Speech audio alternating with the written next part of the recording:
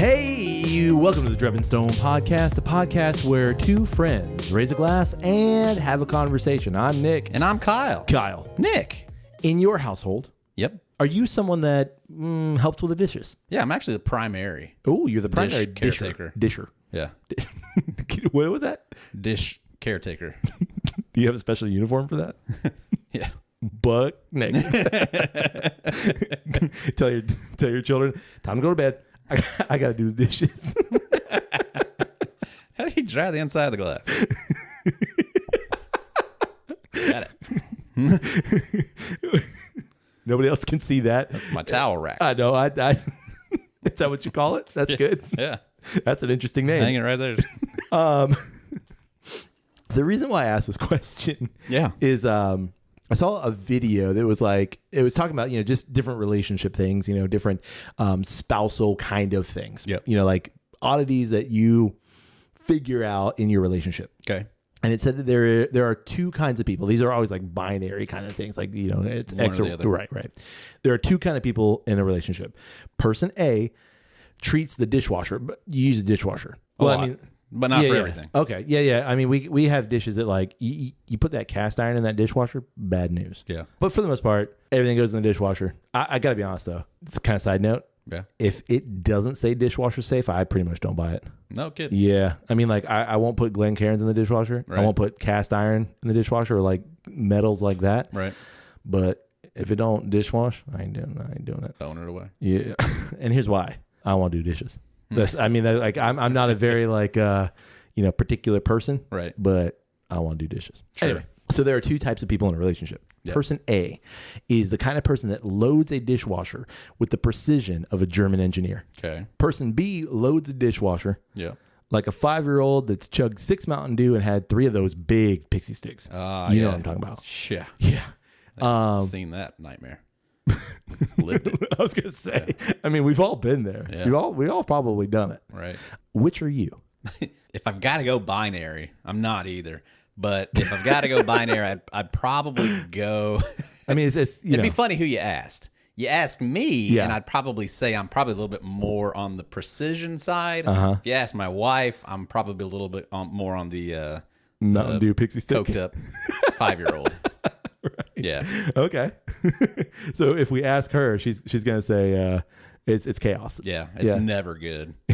But I think there's a little bit more of a method to the madness. Well, what's your method? Well, I mean, it's more like Tetris. Yeah. Oh. It's more like I can get that to fit there, and I can get that. It doesn't make sense looking at it, Yeah. but it's like it's all kind of like strategically placed, so I could get maximum items in there. Ooh, there's some strategery going on. Yeah, I got you. Yeah. Okay.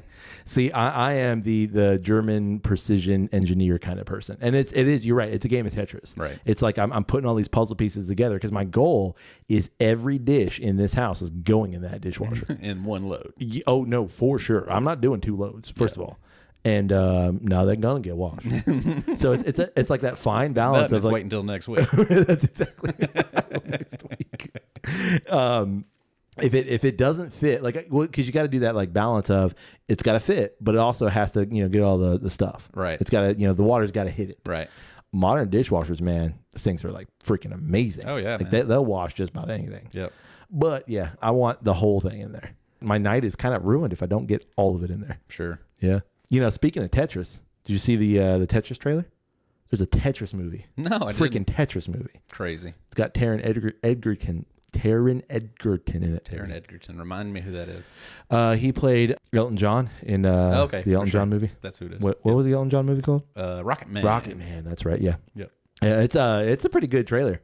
It's basically just like, how did this American dude, get Tetris from this Russian guy and bring it to package it with Game Boy? Yep. I did see like a clip of the trailer. But Yeah. I did not see the full trailer. It's it looks like a pretty good movie. Yeah. Like how can you take a this story of how Tetris came to be Tetris? Yeah. And there's kind of like the same thing what you just said. There's a line in the trailer where Taron Egerton's like,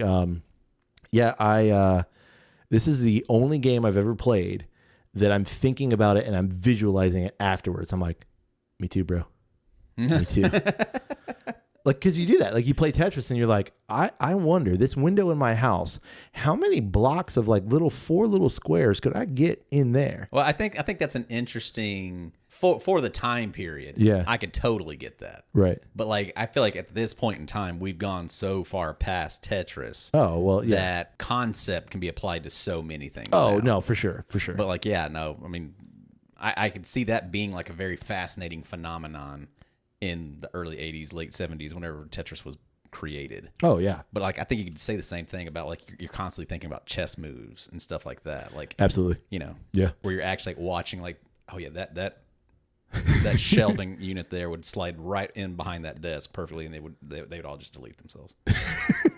Easy. into oblivion. Yeah. Yeah.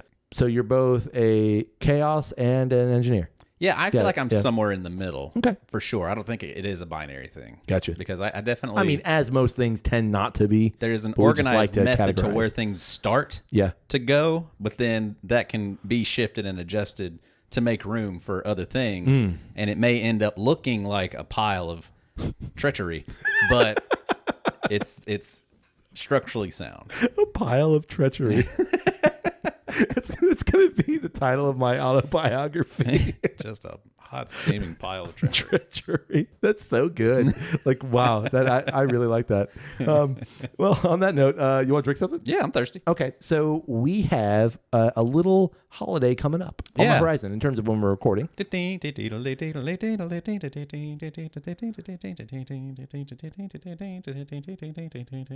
okay? Yeah. Okay. Is that the right one? Yeah, I feel yeah. like that is. I think it's the Washerwoman. I think that's that tune. I think so. Or something like that. Yeah. Oh, are we looking it up? Yeah, I kind of. there's a fun clip that I.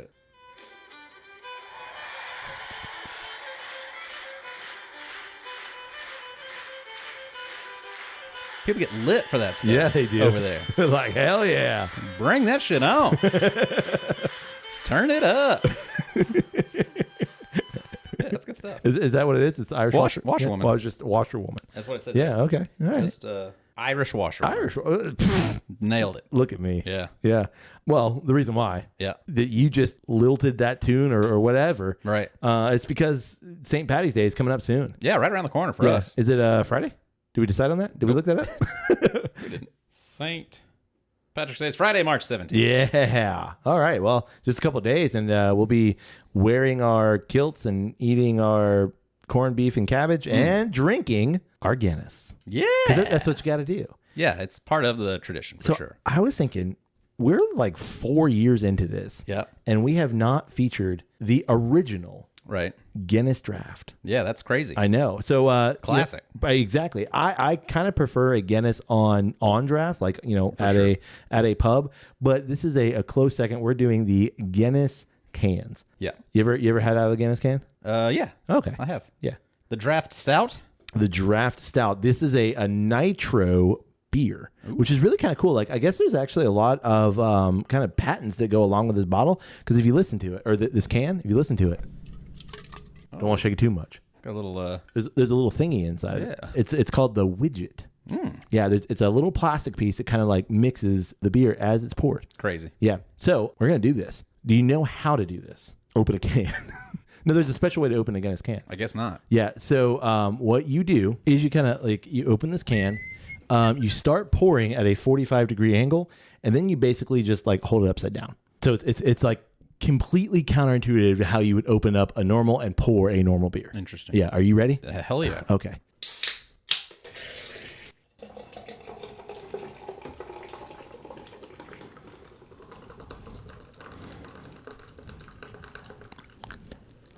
Gorgeous. What do you think of that? That's incredible. I mean, look, my goodness gracious. It's just pretty. It's just so pretty. Nice.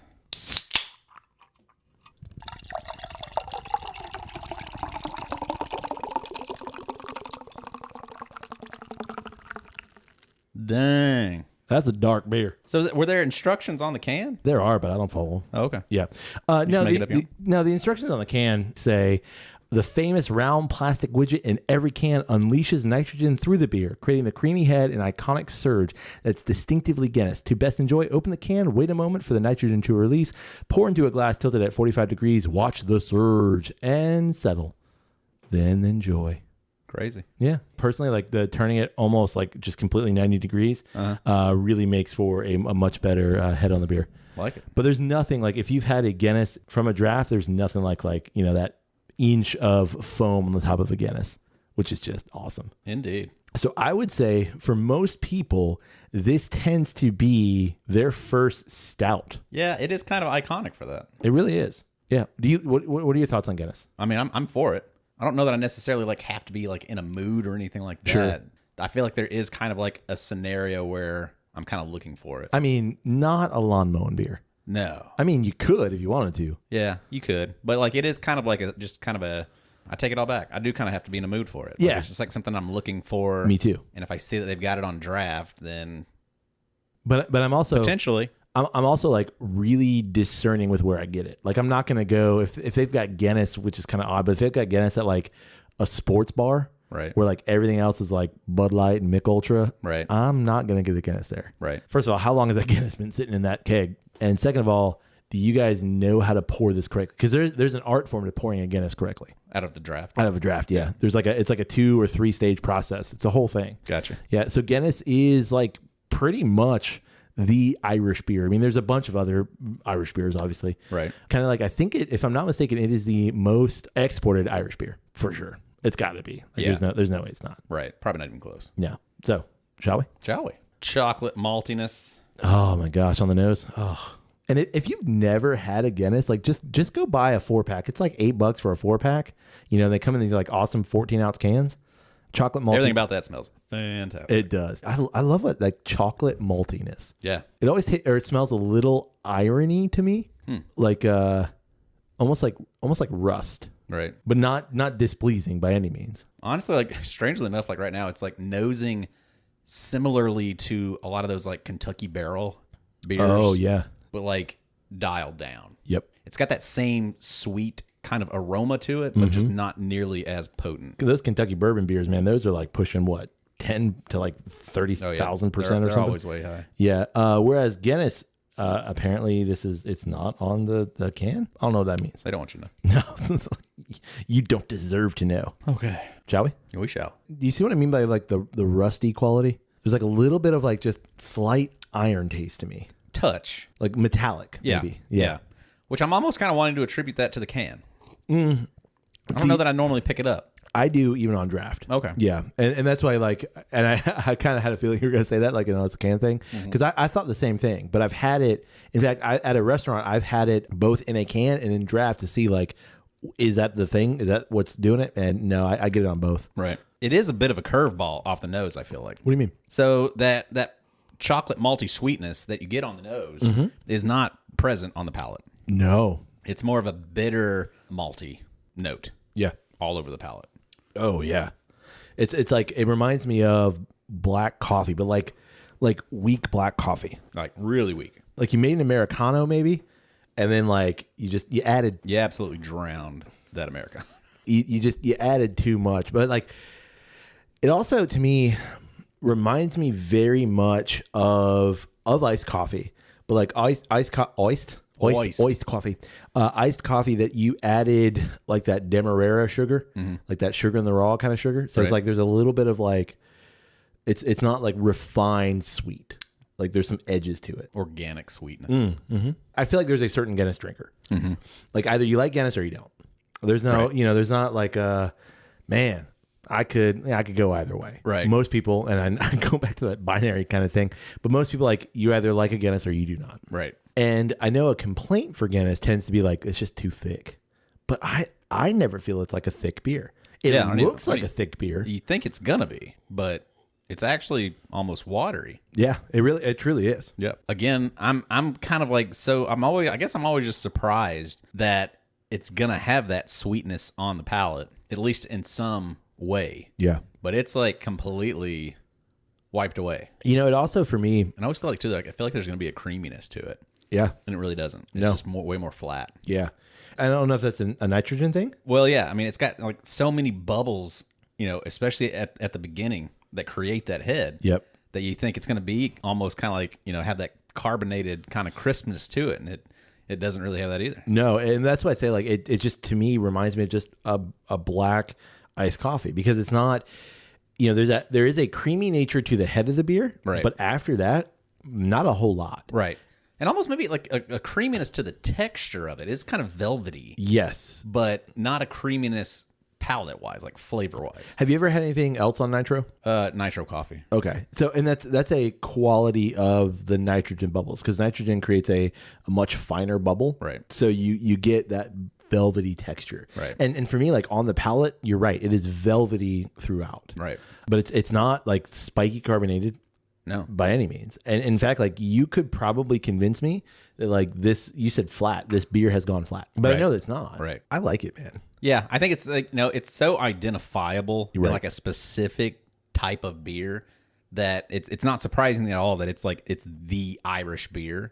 I mean, how old is Guinness? 1759. There you go. I mean, like sucker's been around for a while. Yeah, a minute or two. I'm sure is so specific to sitting in a green Irish field or, just the aromas of like salt air and things like that. Yeah. I'm sure it just matches that palate so well. Oh, yeah. That's why it is what it is. Well, and I think it also is the perfect accompaniment beer to. Potatoes. I was gonna. Well, no. I was gonna say like. I mean, you jest, but I was gonna say like that kind of meal. Right. Whether it's like that traditional kind of English, Irish, Scottish kind of food. Yeah, like a stew. Yeah, like a stew, maybe some sausages, some potatoes, or some kind of like, hearty sandwich or something like that. Yeah. Because like this beer to me will cut through all the richness of those foods. Right. You think about, I don't know, just like a stereotypical kind of thing, like corned beef, cabbage, you're probably going to have some potatoes. Right. Like that is a very stereotypical St. Patty's Day meal, right? Right. And all of those foods are pretty rich.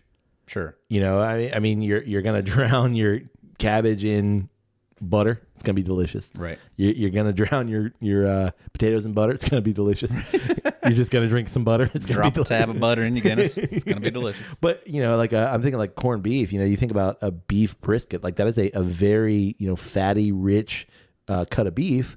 Right. So. Well, and it's something that's also going to be very, salty and unctuous. Sure. Yeah. Yeah. On that savory side. So to have this bitter, darker, crisper beverage that's going to match all those things so well. Exactly. Bring it. Let's do it. Yeah. Love it. For sure. We also have another Guinness form. You want to try that one? We can pair them back to back. Yeah. Why not? So I'll this one real quick. No, don't try it. We need to pair it. Oh. Yeah. So actually, Guinness came out with this product relatively recently. They're jumping on the no alcohol train. The NA train. The nah. Nah. No, but that doesn't mean like, nah, you don't want this. That means like, nah, you need to try it. Nah. You got alcohol in it? Nah.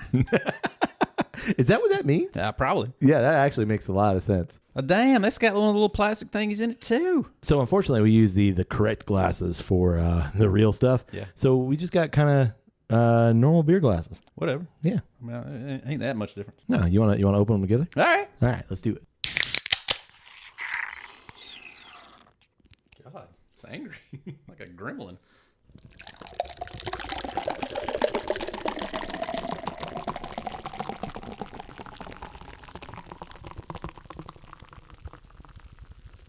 I gotta say though, for even the NA here, I mean, it looks exactly like a Guinness. I mean, it's in the glass like a Guinness, poured like a Guinness. It's got a head like a Guinness. Look at that thing. Contains less than 0.5 ABV. It's a malt beverage with natural flavors. Cool. It does not tell me how to pour it. It just says chill, open it, enjoy wherever, whenever. Drink it up. Yeah. Drinks. All right. Man, I mean, I'd almost say like this is darker than the regular one. I could be convinced of that. Like the regular Guinness starts to lighten up at the bottom. It does. The other way one more than this one yeah, does. No, Like it doesn't really. It stays Quite dark. All right, on the nose for the NA. Let's say this one leans more like dark chocolate. I would say the same. Uh-oh. Yeah. You say, oh? I said, uh-oh. Uh-oh. Dunk my nose in it. I would say it's not as prominent. Like on the nose for the regular, like you get a lot of those notes. The notes here are not as prevalent. Yeah, they're much more quiet. But it's still relatively the same nose, just quieter. And it's got more of a coffee note on the nose. I agree. And like I'm gonna say like the ever so subtlest dank. Subtle dank. Yeah. I can agree with that. A little subtle dank. Like subtle dank. Like you walked into a dorm room like 3 weeks after the kids left. Yeah. Yeah. They tried to clean it. But Yeah. Real subtle dank. Yeah. Yeah. All right, shall we? Yeah. Oh, I just got like a huge whiff of coffee. Like it smelled like a Moon Dollars. You walk into a Moon Dollars, it's got a very specific smell. It's what it smelled like to me. I've never heard the phrase moon dollar. You were the one who told me this. You totally told me this. Fuck's a moon dollar. It's a Starbucks, but you can't say Starbucks, so you say Moon Dollar. You told me this. Okay. I remember that now. Like, what the fuck is a moon dollar? Done forgot. Yeah, clearly. All right, going in. I think I must say, like, in terms of comparing an NA to the regular, this has got to be as close as you can get. I am amazed. Yeah. Like, it is damn near the exact same thing. Yeah, I feel like this one has a bit more of a touch of, like, a sour tartness. Yep. That the other one doesn't have. Yep. But other than that, like, they drink exactly the same. The mouthfeel is 100% the same. Like, I'm going to go back, even though we just poured this one. I'm going to go back to regular Guinness. Yeah, the mouthfeel is exactly the same. You still get that, like, coffee note. Yeah, I'd almost say this has more flavor than the regular Guinness. Yeah. Strangely enough. I actually agree. On the palate, now that I'm completing it, I think the finish is stronger on the regular Guinness. That bitter lingers longer. Yeah. But it does. On the front end of the palate, I think the NA's got it. Yeah, there's a little bit, like, there's some brighter notes, like slightly floral. Like that coffee note sings just a little bit. The bitter is kind of diminished, just slightly. Yep. And this, like, tart's like the only word I can come up with, but it's not tart. It's just, it's almost acidic. Yeah. But not, I wouldn't go all the way acidic either. It's like a... It's just bright. It's like, pink. Yeah. Man, like, I am impressed. Especially, like, I mean, we've had some NAs that are good. Yeah. But you know they're not beer. Right. This, I feel like if you gave this to even someone who likes Guinness, they'd be like, yeah, thanks, man. That's delicious. That's definitely Guinness. You could, like, easily fool anyone. Yeah, I think so. Again, not that I've had that many, but, like, I know we've had the Sam Adams NA beer. Yeah, the Just a Haze. Yep, which is about as good as a NA can get. I agree. It's pretty damn good. But even then, I don't know that I could convince myself that it's an actual beer. It's delicious. And it totally, like, fits the bill of when you're wanting a beer, but not wanting a beer. Yeah. But this, I think, surpasses just the replication of the experience. Yeah, absolutely. Yeah. There is nothing about this that says this is not a beer. It actually, everything about it says, here's your beer. Yeah. And yeah, good on you. I tried it on a whim. Like, I went to a grocery store and I was like, I'll try it. Let's see what happens. How awful could this be? Yeah. Well, that was literally... I think that's kind of like where you would go. Yeah. You want to know my real first thought? I'm going to make Kyle do this. That was my real first Kyle's going to hate this. Let's go. Yeah. I mean, because, like, there is a little bit of me that's like, how can I torture Kyle with some sort of beverage? How gross can this be? I've got some ideas on the horizon, by the way. Great. Yeah. Looking forward to it. I know you are. But I was like, I'm not going to do that to him unless I try it first. Right. Like, I'm not going to do that. Right. I'm not that kind of a friend. I want to know how bad it is. Yeah. So I know. Be prepared for the reaction. So I know how he's going to react. And I poured it into a glass and I tried it. Man. I don't like that at all. What? This needs to start being like blind for blind. Nah. What? Yeah. No, we drink stuff before each other all the time. I know, but I'm saying, like, for the disgusting stuff. Oh. Like, did you have the pickle whiskey before me, or did you have that your first? I feel like that was your first sip of No, that. I think we both had it first together, and I think we might have had Malort together the first time too. Like, I don't think I tried it beforehand. I mean, I might have. I don't remember. Maybe even just nosed it. God bless that Malort. Man. No. The pickle whiskey is worse. I got to tell you, I'm still looking for that Georgia Dickel Tabasco. Oh yeah, buddy. God, I've seen that plenty of times. Yeah, well, we're gonna get a bottle and we're gonna put it with the pickle whiskey because you know it's going to be Got a fantastic. cocktail waiting right there.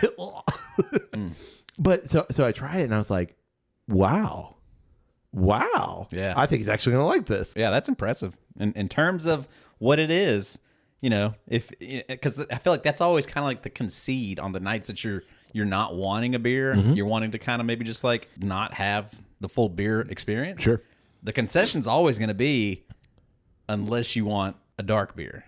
Unless you want Right. some sort of a stout, there's not really one that's going to fit that bill. No. They're like the ones that we've had were Like good. Even a really big like front runner company, Athletic Brewing, like they've got some dark beers. Yeah. That like, and I like some of their stuff, but like it's just not the same. It's not. And like this totally does it though. Yeah. So like if you wanted to have a night where you're not doing the alcohol thing, but you still want the flavor. Yep. This totally hits it. See, man. and I feel like if you want to have a night and you're the designated driver, and like for sure. you're gonna go out with everybody. I mean, like whenever you're the designated driver, you always feel like you can't really engage with everything else. Sure. So like, because you're drinking, club soda or maybe a Coke or something like that, or whatever, water. Right. I feel like in this way, you absolutely can feel like you have still a fantastic night out. Right. You're not gonna feel crappy in the morning. Right.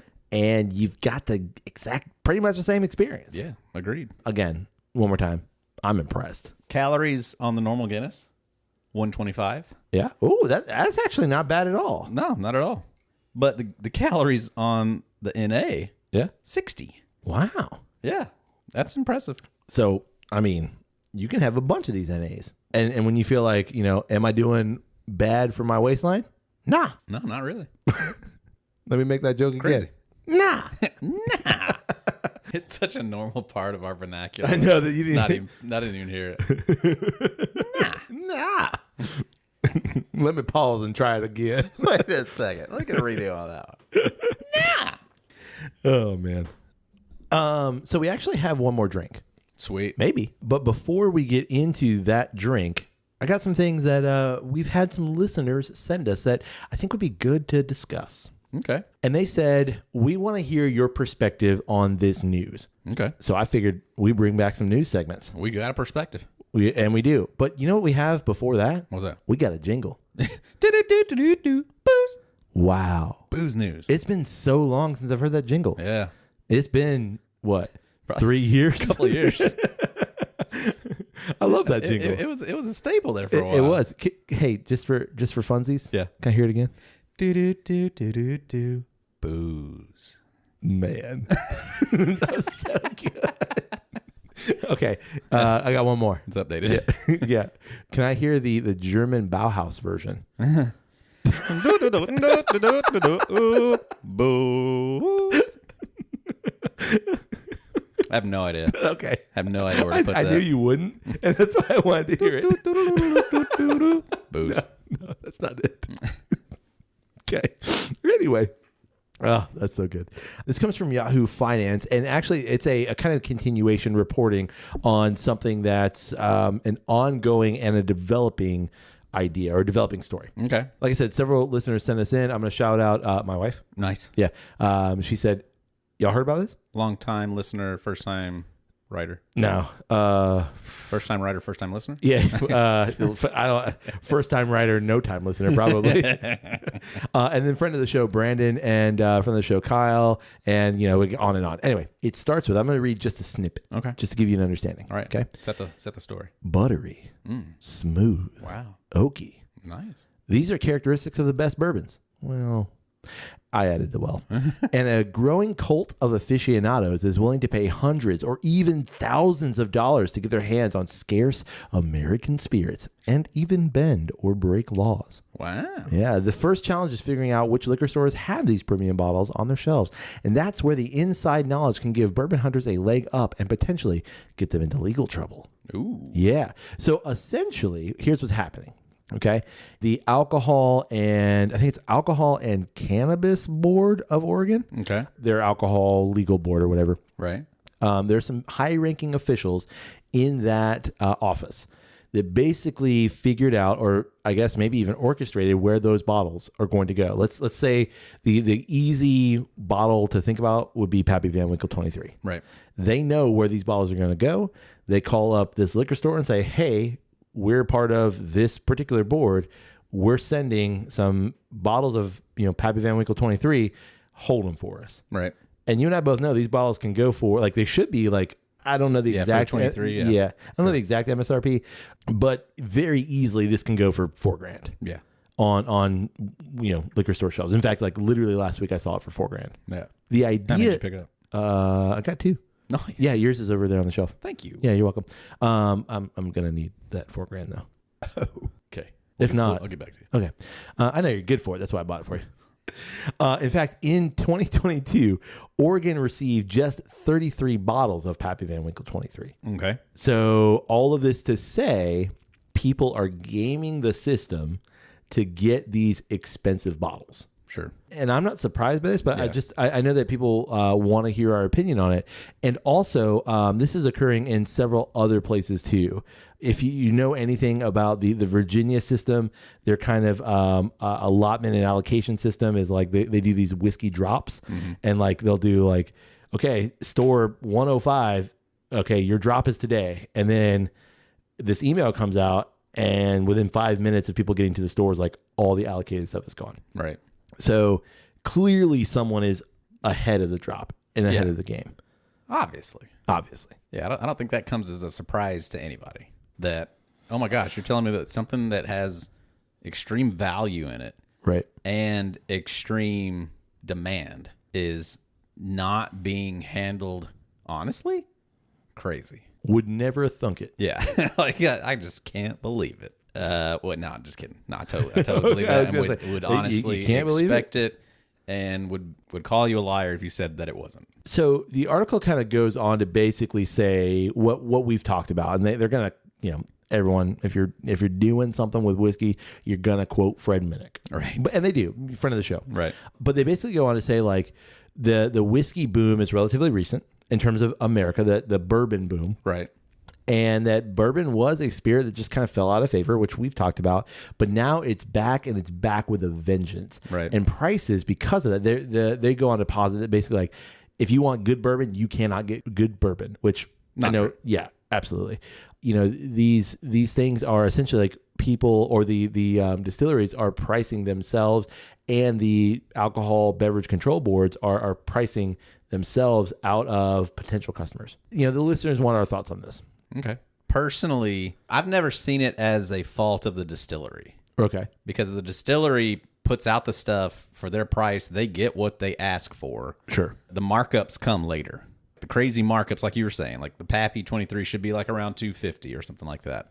But it goes for $4,000. And that's because the distributor marks it up. Right. There's deals that the distributors have with different stores where it's like, oh, well, if you want a bottle of this, you've got to take 20 cases of this vodka. Wheatley vodka. So, you scratch my back, I'll scratch yours, kind of a thing. Right. And then the secondary stores get those bottles and they jack up the price to whatever they think that they'll eventually get for it. And they do. So to think that like people who are on the inside of this whole process are not scamming the system is crazy. And I'm sure that they kind of look at it just like it's a benefit of the position that I have.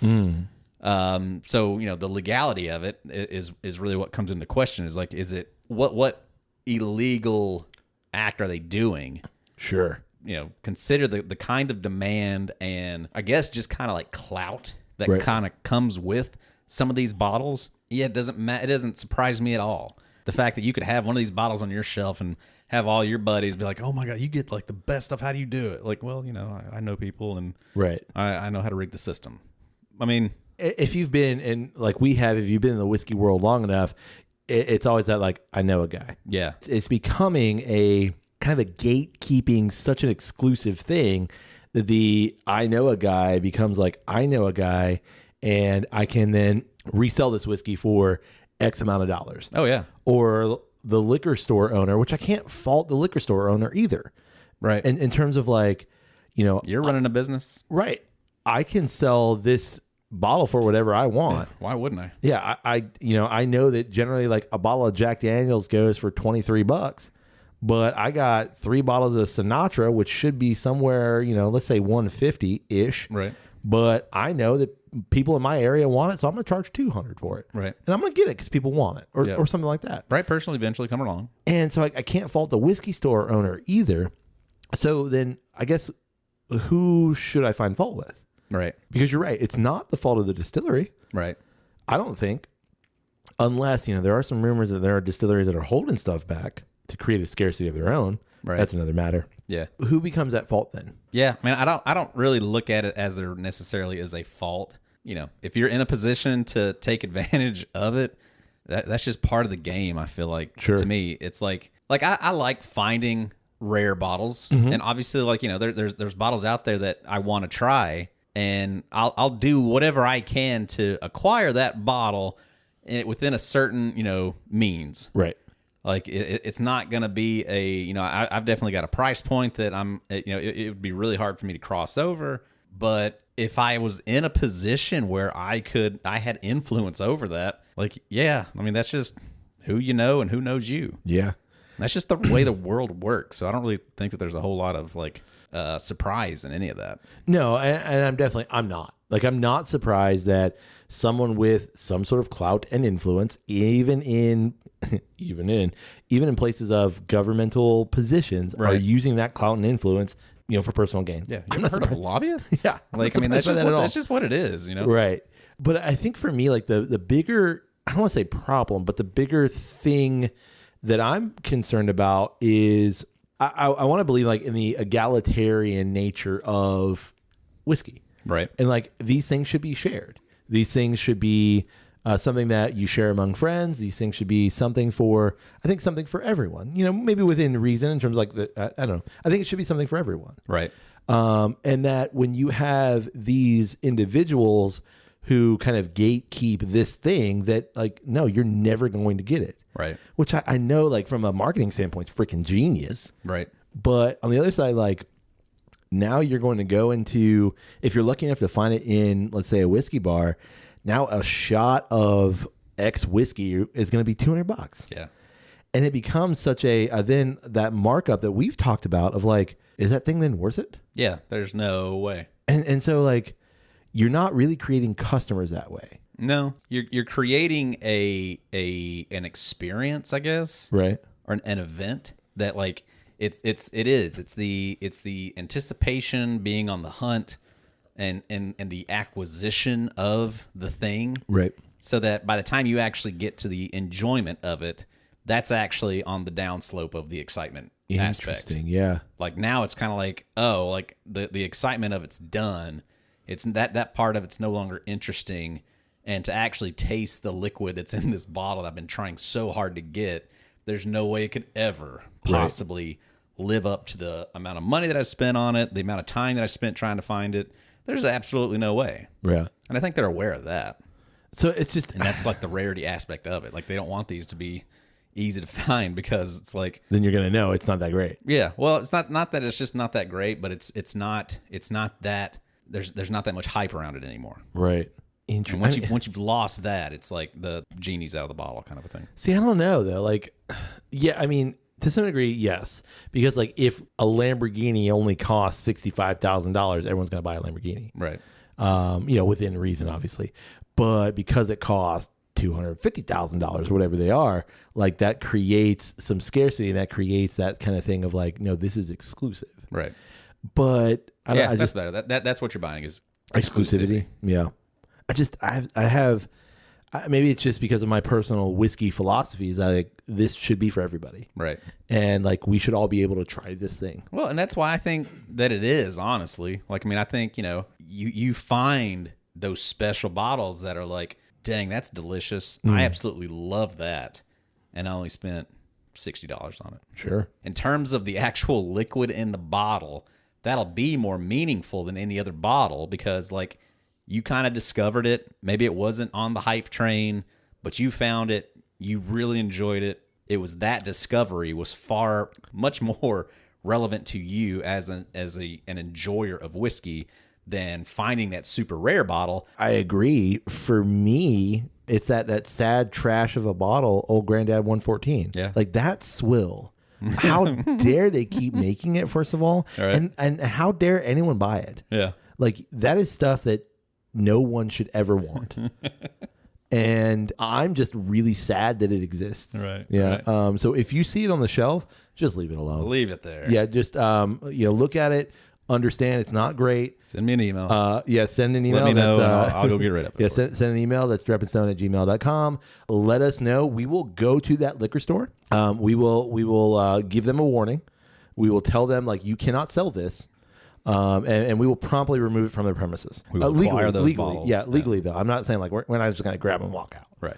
But, like, that's my point. Yeah. You get a bottle that's just great. Right. And I think that's more meaningful. Yeah. In a perfect market, they all would be available for purchase so that they could be tried. Like, I think that's kind of, to me, the tragedy behind all of it is that you've got these very specific bottles that, in all likelihood, you're just not going to get the opportunity to try reasonably. Right. You know, and that's a real shame because it doesn't allow for that to enter into the overall picture, the overall whiskey experience.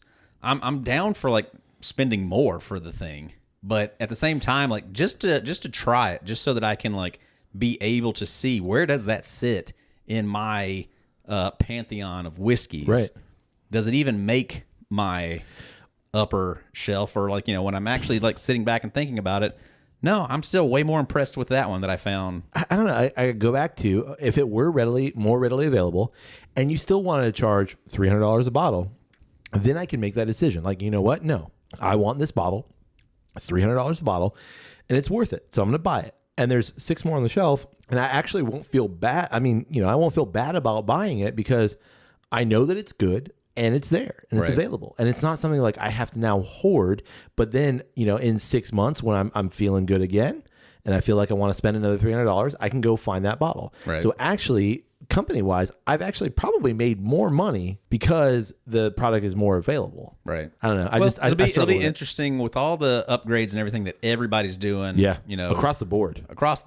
All of this stuff should become more readily available.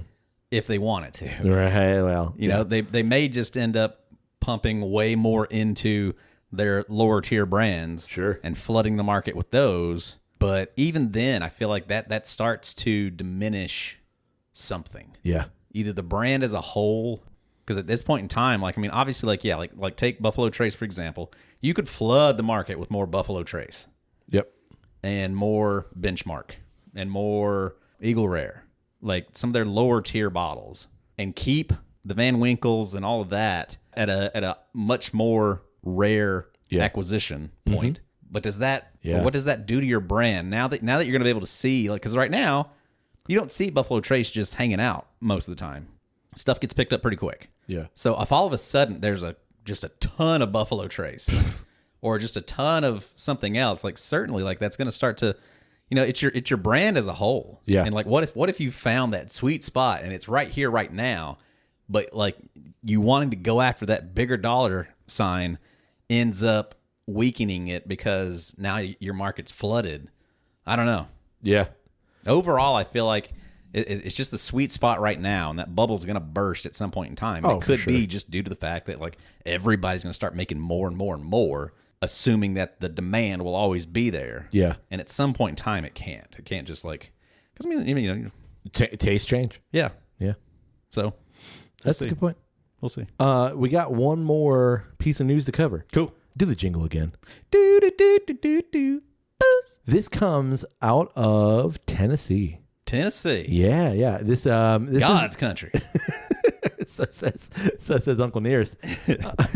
This actually comes out of the biggest of the boys, Jack Daniels. Mr. Daniels. Yeah, so Brown-Forman, who owns Jack Daniels, that's the bigger, larger company. Sure. They're being sued. You know why? No, I don't.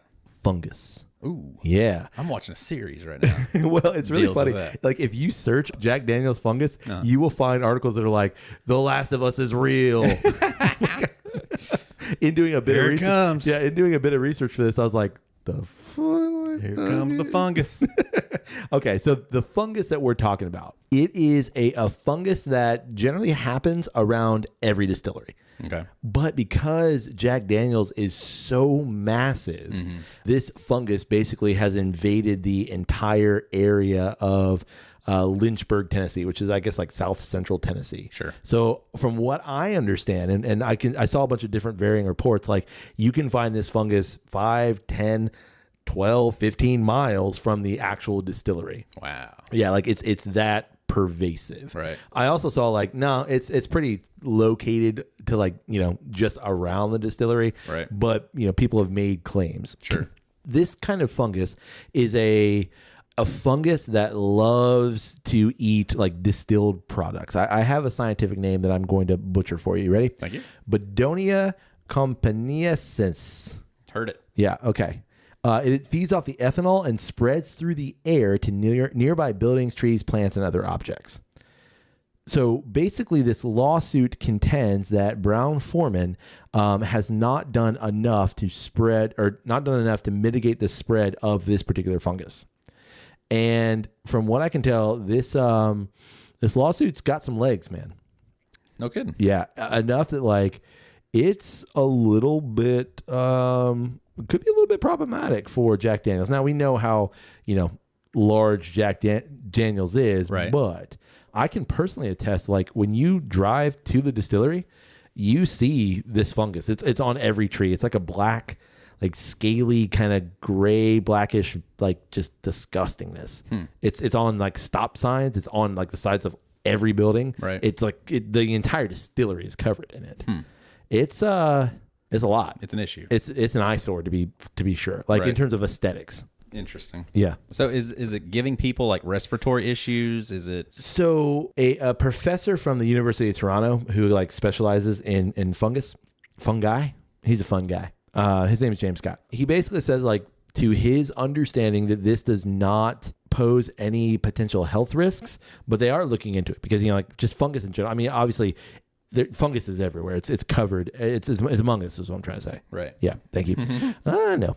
But basically what it is that it is an aesthetic thing and that it chokes out plant life. It chokes out, trees. It chokes out small shrubs and things like that. And it basically just kills that kind of thing because it lives on those surfaces. It makes like I said, I mean, stop signs and houses and like everything just look like an apocalyptic wasteland. It really truly does. Yeah, I'm looking at it like it looks gross. It does look gross. You're looking looks at like pictures? soot. Yeah, very soot-like. So I find it interesting, first of all, that this is now becoming a thing because Jack Daniel's been around a minute, right? And that like now we are going to sue because of it. Yeah, I don't know. I feel like that's just kind of one of those. Hey, we found out a way to complain and possibly make $1. Why not go for it? Yeah.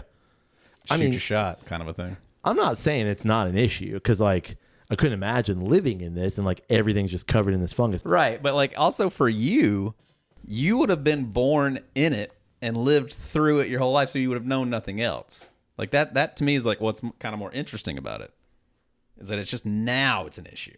You're not wrong. Like if you are in this area, you've lived with this stuff forever, right? In terms of modern memory. But I also think it's like that area of Tennessee realizes how much Jack Daniel's pulls into that area. I mean, like, people visit the distillery all the time. This thing is not going away. Right. And it's one of those like, no, now we're going to stick it to them. Yeah.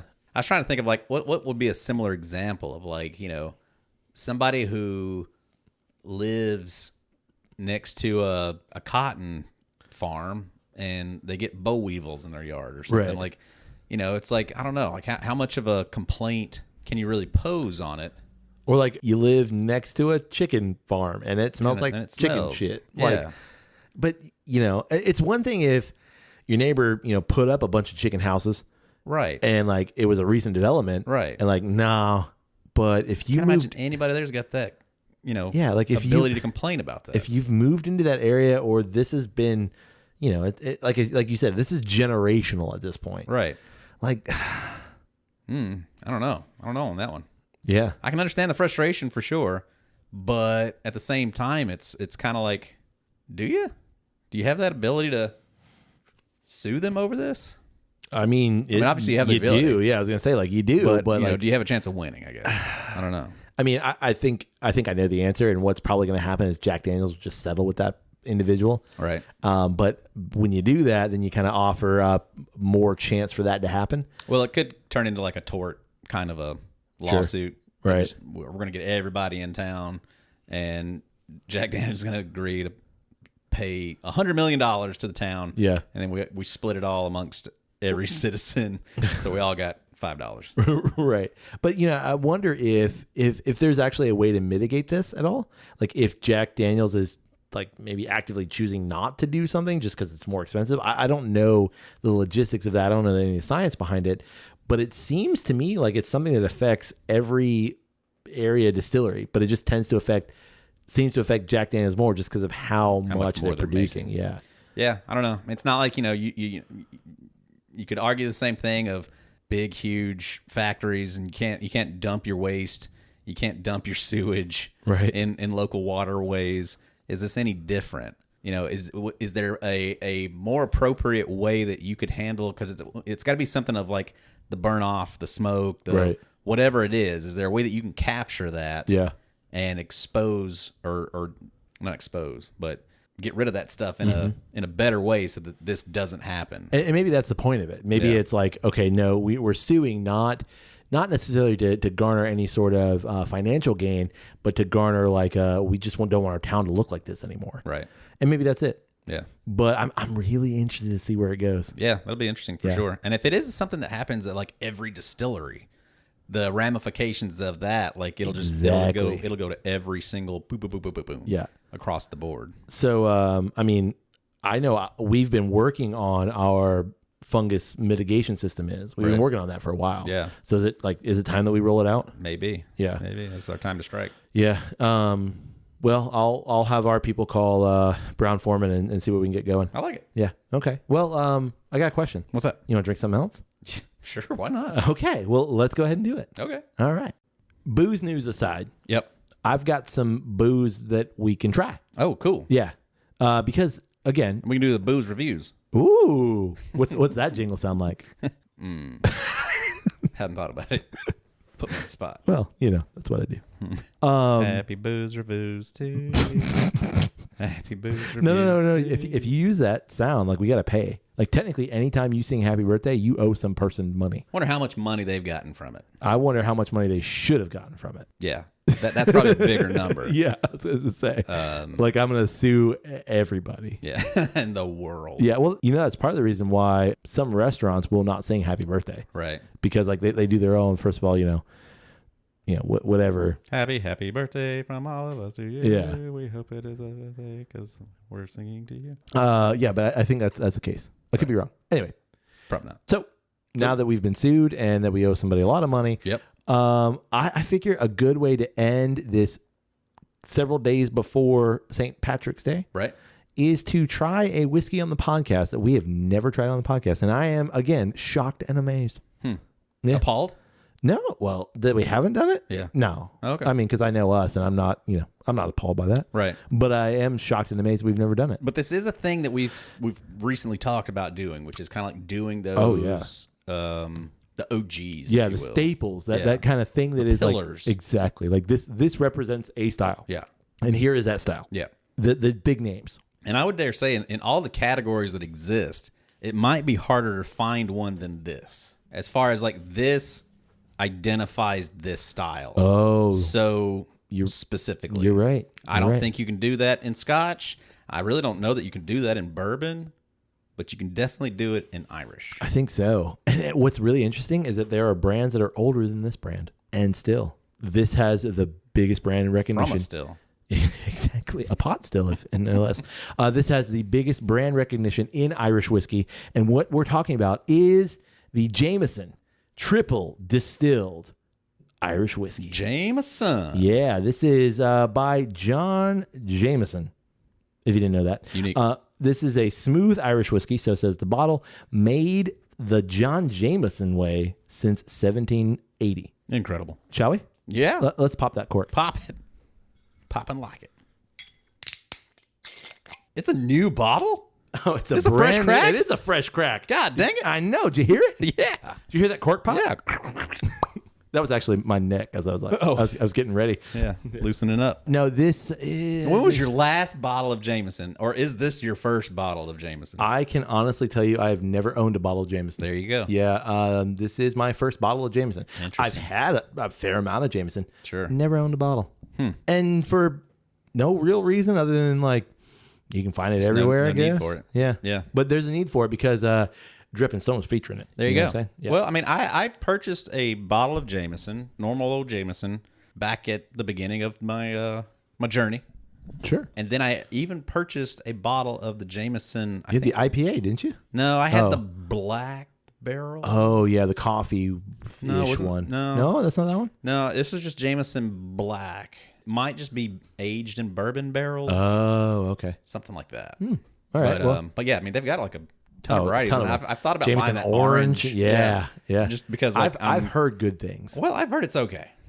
I've heard good things. Yeah. I'm not saying those are reputable sources. I'm just saying I've heard good things. Yeah, I As mean, in, I've like- heard good things about, Jack Daniel's Apple. Sure. But it's just not something I'm really interested in. And But that's for some where- reason, that's where I was going, yeah. that Jameson Orange is like kind of intriguing. It's calling you? Not really calling me. It's just a... Oh, Kyle boy, the orange pipes are calling. Yep. What'd you think about that? That was really good. Thank you. That was beyond good. I was great. I've been working on it. Yeah. Yeah. Really? Yeah. No. Oh. Can I pour it into the glass? Yeah, go ahead. Okay. Ta-da. Thank you. You're welcome. I'm gonna do one for me. And I poured it all over me again. You did it. I don't think you did it on the first one, which is usually the harder pour. I didn't. Yeah, I know. That fresh pour is hard. Well, I am a consummate professional. Yeah. Except apparently After the- second. after the yeah. first pour. I know. This comes in at 80 proof. Will you want some bottle words? Yeah. Learn more about our taste and story at Jameson Whiskey. Okay. Interesting. That's your bottle word. Like literally nothing? No. Government warning. Wow. Who wants to read that? Man. I did some hefty pours. That's all right. Yeah, It's 80 proof. It is. We're good. There's a little bit of color on this. Yours I'm is kind of hefty. surprised. Mine's normal. Well, I mean, so there's a little bit of color here, which I wonder if they add color. Kind of orangey. It is a little orangey. Do they add color, you think? I genuinely don't know. I don't know either. I have no idea how long this is aged. I'll be honest, like at this point in time, because I've seen some things that could be aged as little as 3 years and be incredibly dark. Sure. And I can see things that have been aged 10 years or more Yeah. and be incredibly light. Yep. That it gives no significance to me either way, You're right. other than if you're adding it, why? That's where I was going. Like, I mean, it feels for an Irish whiskey. There's a couple other Irish whiskeys on the shelf over here. Not the bourbon cask withstanding, but most of them tend to be on the lighter side. Sure. I would say it's a little darker. I mean, it's not like bourbon dark, but Right. it's heading in that direction. On the nose. I mean, it's just Irish whiskey. It definitely has that shortbread note, Yeah. but it's covered in icing. I was gonna say it's a little more unrefined. It's like, to me, it's like a new baker, Okay. like someone who like no, not a nude baker. Oh. That's a totally different thing. Oh. You probably shouldn't bake in the nude. You're around hot things, and I don't think it's sanitary. I mean, you do it. It's probably not sanitary. Well, listen, if you're the only one eating them cookies, or I guess your immediate family, you do what you want, but you ain't giving those cookies out. I hope. Not selling them. I hope not. I don't know. Although now that I think Hot about cross it, buns. I was gonna say it's probably a thing. Yeah. Like if there's a thing to be thinged, it's a thing. Right. Yeah. Ew. What I mean to say is like it feels like someone who's a baker but hadn't figured out the mixture just right. It smells mass produced to me. Okay, that's correct. So it's those like Danish. What are those like the Danish cookies that you get around the holidays? They're just like in that round blue tin. Like Yeah. they're good, Yeah, just shortbread. but they're just straight shortbread buttered cookies. I get a lot of vanilla though. It's like it's a Duncan Hines vanilla icing on top of that shortbread cookie. No, it's like it's like you got the icing of the Dollar General. Okay, great value. Yeah, Vanilla icing. yeah. It says like icing on the side. Right. Yeah, it's On not even clearance. Dunkin'. It was $2.50 a tub. Yeah. Now it's $1. That's a quarter. I was trying to get rid of it. And they're BOGO. No, it's like it's strong fake vanilla. Yeah, It's not vanilla bean. It's not fresh vanilla. It's very specifically Fake vanilla. fake vanilla. Yeah, I can agree with that. And if I go really deep on the nose, it does have that kind of perfumey kind of quality to it. Yeah, but like cheap perfume. Right. Like what's Kelly Clarkson say? Or is it Carrie Underwood? I think it's Underwood. Something That about bathroom polo. Cologne. No, it's not cologne. Yeah. We've had this conversation Bathroom now. cologne. No, it's not cologne. It's polo. It's cologne. It's Bathroom cologne. it just reminds me of that. It's just like, ugh. Carrie Underwood? Yeah, it's exactly what Carrie Underwood She smells. smells Underwood smells like. You just say underwear? I almost did. All right, I'm going in. Sweet, kind of sugary sweet. Very, very sugary sweet. Like white processed sugar sweet. Yeah. Powdered sugar. Oh, yeah. Yeah. Yeah. Like what's the icing that basically you just like dump powdered sugar and butter? Just Right. like straight, regular, I guess, cake icing or something. I don't know. Yeah. Wow. There's no depth. Everything is very much surface value. Yeah. Straight Yeah. through. Doesn't move or adjust in any way. Nope. Everything just Yep. and it never changes. No. There's no bitter that comes through. Nope. Which I actually think is, I mean, I don't want to say it's purposeful, but I think that's interesting to me that you have something that is so mass produced, Yeah. that is so recognizable, but to me, like that is a baseline Irish whiskey. Yeah. Like it's the shortbready note is not on the palate. It is on the nose, Right. but it is mass produced. Right. There's nothing wrong with this. No, and I think that's why Jameson gets that reputation as being that entry level Sure. whiskey, because it's watery. Yeah. And it's sweet Yeah. and it's friendly. Like the flavors are nice. Yeah. But they're not strong. And absolutely, this could be somebody's like, oh yeah, no, I like whiskey. It's friendly. I drink Jameson. Yeah. Well, And it has that kind of reputation of like, it's a whiskey, and I remember those commercials of it, Yeah. like kind of rugged, kind of a thing of, it's not Scotch, it's not bourbon, it's Irish whiskey. Right. And so it just kind of has that kind of clout behind it. it's friendly in the way that we talked about last week that Yellow Spot is not. And what I mean by that, like it's friendly in that it's not complex, it's baseline, there's nothing about it that's offensive, there's nothing about it that I'm like, nope, don't like that.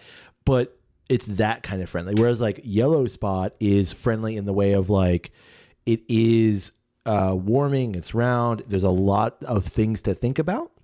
Whereas this is just one note. That note is not bad. Right. I'm not off put by it, but it just is what it is. Yeah. It's very reminiscent to me right now of Benchmark. Just Oh, regular yeah. Benchmark. Just this Of that is a one bourbon. note. Here's that note. Here's this muted, watered down version of that note. Yep.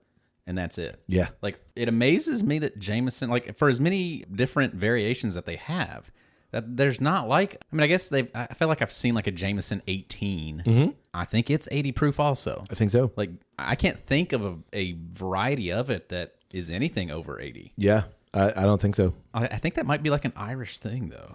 I mean, I know Yellow Spot and Redbreast are breaking out of that and Yeah. doing something else with it, but I feel like it's the same thing with maybe Tullamore Dew or Bushmills. yeah. I think they're the same thing of like nothing ever gets up over 80.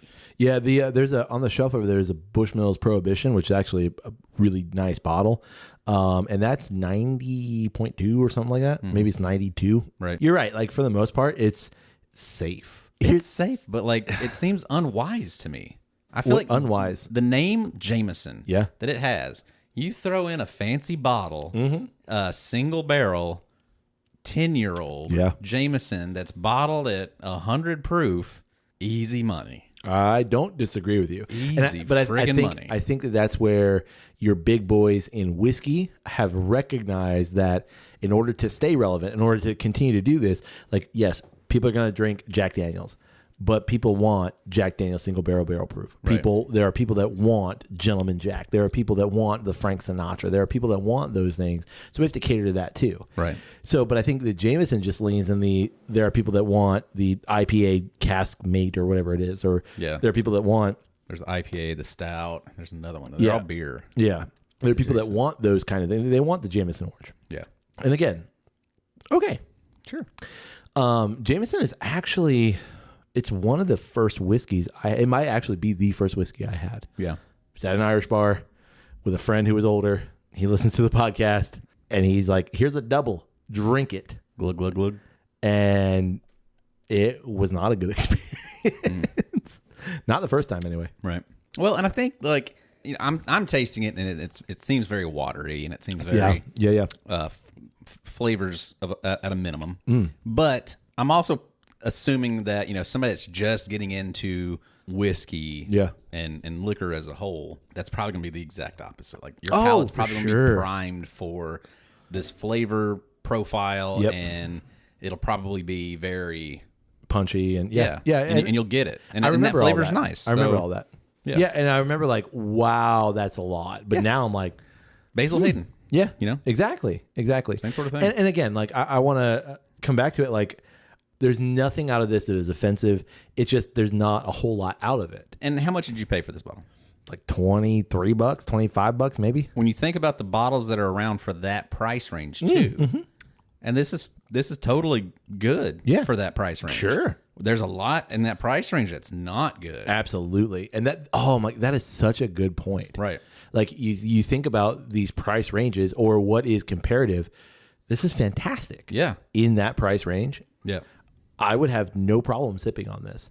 I think though, for me, and maybe it's just my perception of it, it's so sweet. It feels like a headache. You're probably right. You know, like I feel like if you had too much of it, it's a guaranteed headache in the morning. It's a guaranteed headache. Like, you know, and not that like you imbibe too much, you're going to have that anyway. But there are whiskeys I'm like, I could have a couple of those and be just fine. Right. But I feel like if I had maybe 2, maybe 3 pours of this, it might be like, that's too much. Right. Just because it's so sweet. Well, and there is an oiliness to it also that I feel like after that second, third pour, it's going to be latched on. Oh, yeah. But I'm really glad that I've come back to this after so many years of like, you know, not thinking about it in this way, especially because what you said, you know, we tend not to focus on the OGs because like we've had those. Right. But considering like some of our brand new listeners, like these are, you know, this is their entry into things. Guinness is their first stout, and Jameson is their first whiskey. Right. And like, good on you guys. Like, good on you who are trying something new and are trying to broaden your horizons. Totally. And I'm all for it. And I think that is what St. Patrick's Day is about. New horizons. New horizons. Opening yourself up to new experiences. Or old experiences. You know, whichever. Yep. Yeah. You got anything else? I don't think so. No, me neither. You want to go grab some corned beef cabbage? You know it. How about a Reuben? Yeah. How about some, I don't know, potato? Just a potato. Just go grab that thing. Raw right out of the potato. ground. Plucked it right out of the ground. Excuse me, sir. Are you eating a raw potato? Yes, I am. Indeed, I am. What are you going to say about it? Nothing. In fact, like I'm backing away rather quickly. I'm impressed. Yeah. What's all that stuff on it? Dirt. Seasoning. Good. You know, everyone is Irish on St. Patrick's Day. Yep. Except the Scots. What are they? They're always Scottish. Yeah. And as someone who is of Scottish heritage. Yep. But you know what? I'm going to wear my kilt on St. Patrick's Day. So if you see me on Friday, which you might, I'm going to be wearing a kilt. The Irish wear kilts? Yeah. That is an Irish thing too. Yep. Yeah. I mean, depending on who you ask, but for the most part, yeah. Yep. Cool. Anyway, we want to know what you think about both the Guinness regular Irish Stout, the Draft Stout. Draft Stout. Yep. And the Guinness Draft. Nah. They're both pretty good. Yeah. I mean, I got to say, like, for the experience of having them both, I'm going with that nah. Yeah, me too. As the superior. I think it had better flavor. And if I'm going to have a Guinness draft, I want it as a draft. I agree. Yeah. You know, I don't think I want it out of the can. I'm going to say yeah to the nah. Yeah to the nah. Also, what do you think about Jameson whiskey? You like it? It's all right. I don't hate it. Now, what are your thoughts on Jameson? What has your Jameson journey been like? Ooh. Was that one of your first also? Yeah. Or did you plow through every bourbon imaginable and came to Jameson 10 years in? Yeah. And we're like, whoa, that's different. Do you think that like there are people out there that like your first whiskey was like a Lagavulin 16? 1,000%. I've talked to those people. Wow. And that's why they don't like whiskey. That's okay. That's where they started. That's my point. Like, oh, so yeah, for sure. You need entry versions. I have a good friend at work that she tells me that all the time. Like that was her. Oh, I don't like Scotch because I had Lafroig, and I was like, oh, well, I understand why. Yeah, that was a poor starting position. Yeah, like you had a bad. Have you heard of Budenhaven? Yeah, like anything else. Like I mean, that's not where you want to start. No. So yeah.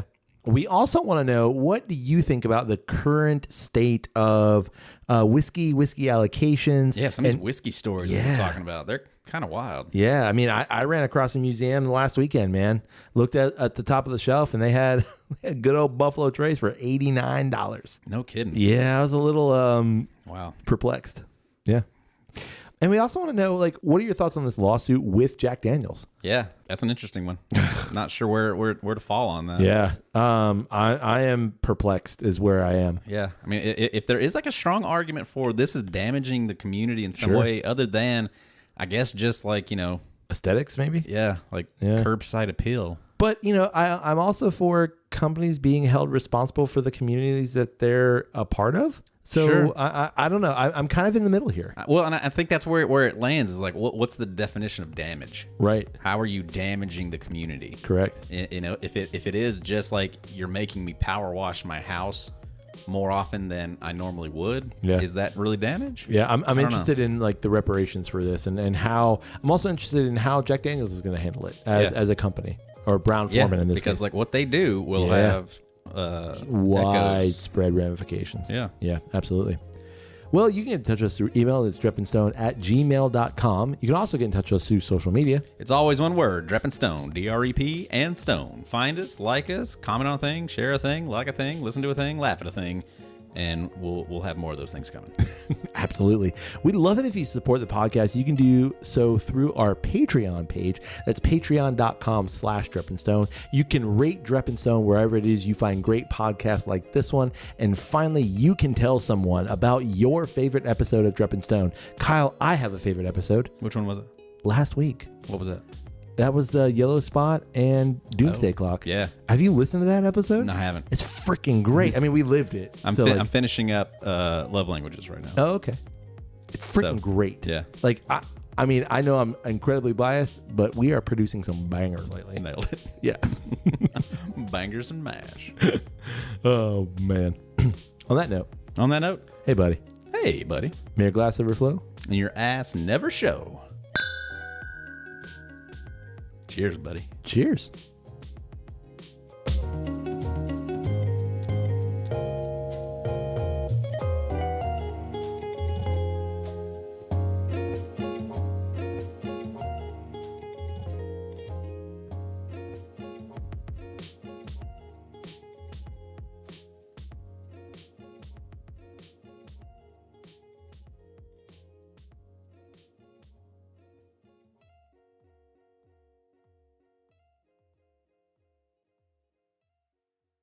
You want to do a promo? Let's do promo. Okay. A lot of corn. A lot of corn. A lot of corn. All hail. Going back in. Plug your nose and blow. Like a meth addicted 3-year-old. Right. I like it. No, I'm not going to do that one. Oh, I had a segue and then you moved on. And then what was I going to say?